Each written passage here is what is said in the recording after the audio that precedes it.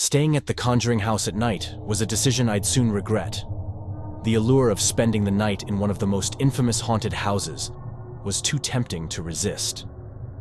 With a group of friends, we embarked on our adventure, hoping for thrills, but we had no idea the horror that awaited us. As the sun dipped below the horizon, we entered the dark abyss of the Conjuring House. The creaking floorboards underfoot seemed to welcome us with ghostly whispers.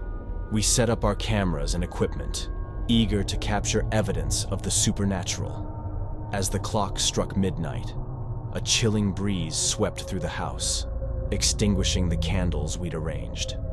Darkness engulfed us, and an eerie silence settled in. We heard whispers, faint and indistinct, and the temperature dropped sharply. We huddled together, our flashlights flickering in trembling hands. That's when we heard it. A child's laughter echoing from the depths of the house. Panic surged through us as we realized we were alone in the house, or so we thought. A flicker of movement caught my eye, and I turned to see a shadowy figure in the doorway.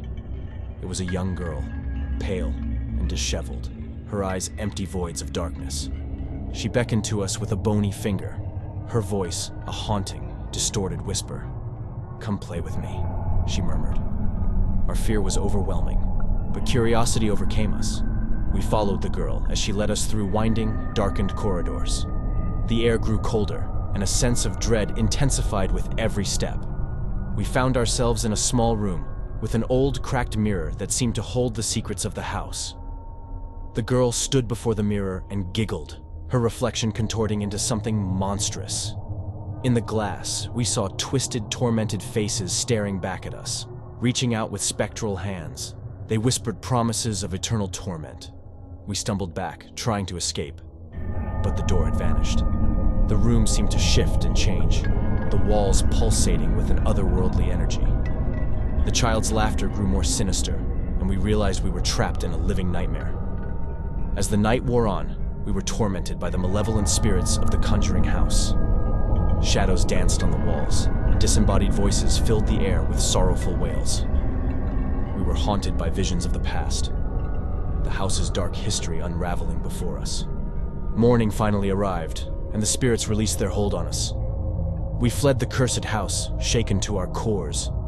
Our adventure had gone terribly wrong, leaving us with a chilling reminder that some places are better left undisturbed. The terror we'd witnessed was beyond anything we'd ever imagined, a haunting experience that would haunt us for the rest of our lives.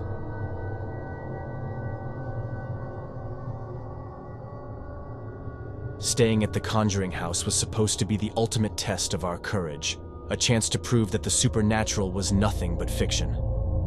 My friends and I embarked on this perilous adventure under the ominous shroud of night, oblivious to the dread that awaited us.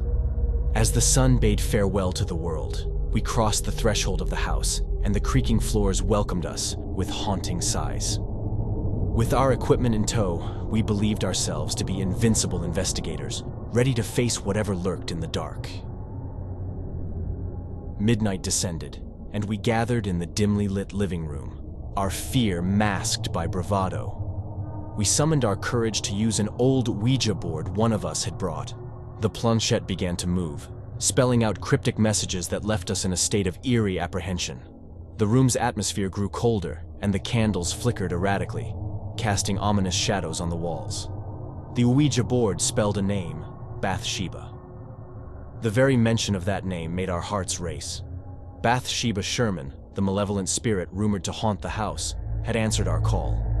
The planchette moved with increasing urgency, spelling out sinister messages about death, torment, and revenge. Panic swept over us, and we cried out for the session to end, but it refused. The room grew darker, and the walls pulsated with malevolent energy. Suddenly, footsteps echoed in the hallway, each footfall deliberate and sinister.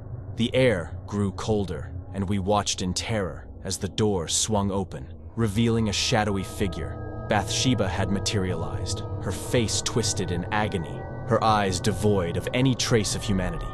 Her presence was suffocating, and her voice resonated within our minds, promising suffering and torment.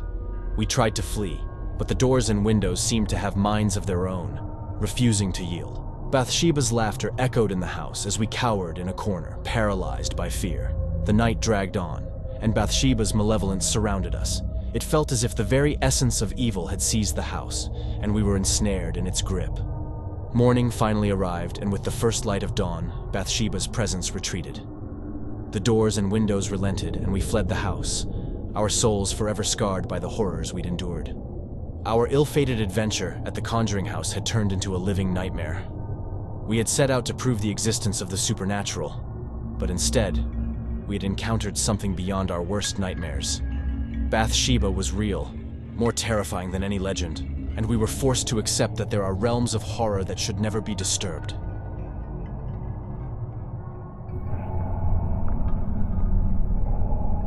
Staying at the Conjuring House had been our audacious plan, a venture into the abyss of the unknown. My friends and I, enticed by the house's ominous reputation, had rented it for a night of paranormal exploration. We were fearless, we thought, until that fateful night when we came face to face with an evil spirit that defied all reason. The sun dipped below the horizon as we entered the house, its creaking floorboards whispering secrets from the past. Eager to document our supernatural encounter, we set up cameras and audio recorders throughout the house. The air grew heavy, laden with a malevolent presence that sent shivers down our spines. At the stroke of midnight, we gathered in the dimly lit living room, a sense of trepidation hanging in the air. To test the waters of the unknown, we decided to use an old Ouija board. The planchette moved hesitantly, spelling out random letters and numbers, eliciting nervous laughter.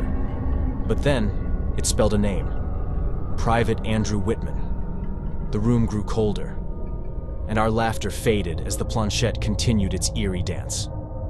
Private Whitman, we learned, was an evil war soldier spirit, tormented by the horrors of the battlefield, who had met a grisly end in this house.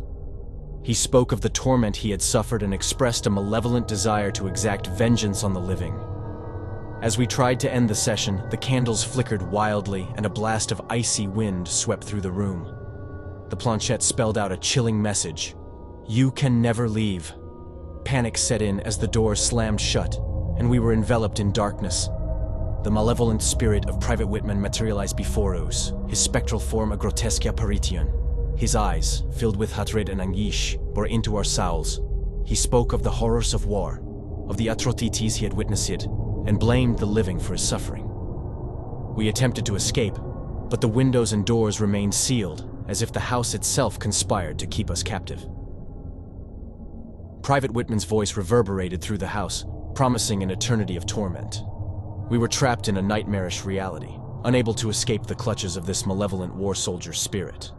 The night wore on, and Private Whitman continued his torment, conjuring horrifying apparitions and filling the house with the anguished cries of fallen soldiers. We huddled in a corner, our sanity slipping away, realizing that we had unwittingly released a vengeful spirit that sought retribution for the horrors he had endured. Morning finally broke, and with the first light of dawn, Private Whitman's presence receded. The doors and windows opened, allowing us to flee the house. We left, forever haunted by the encounter with the evil war soldier spirit. Our adventure at the Conjuring House had gone terribly wrong, a harrowing reminder that some spirits should never be disturbed, and some horrors should never be unleashed into the world.